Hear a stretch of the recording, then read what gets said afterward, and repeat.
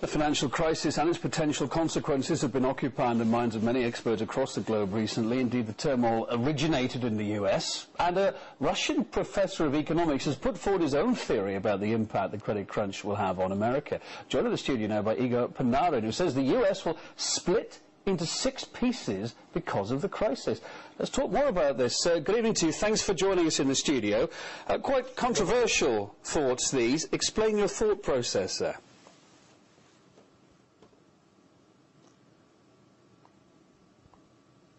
I believe that in 1998 I was right in my theory. It has to do with the fact that, first of all, different states of the United States have different history, different culture, and different level of financial and economical significance in the life and activities of the United States.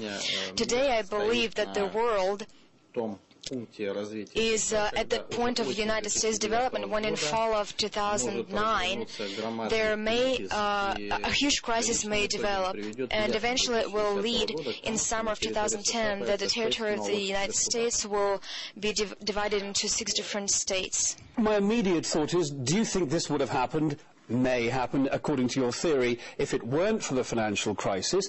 And if this scenario did happen, where would the power base be? Well, the main power base, there will be actually 3 power bases on the territory of the United States. New York and Washington, which will be under the influence of London, first of all. It's California and Texas, which will be under the influence of 3 countries, Russia, China, and Mexico, from my point of view. Now, German Chancellor Angela Merkel says the US got into this trouble in the first place by borrowing cheap money and using cheap money. Do you agree with her? I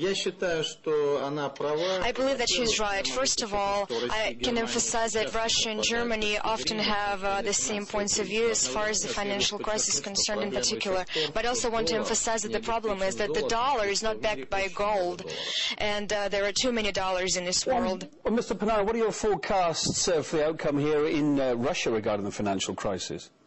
I believe that the crisis in Russia can be finally prevented only with making the ruble the main reserve currency of Eurasia and turning Moscow into the main financial center of the Eurasian continent.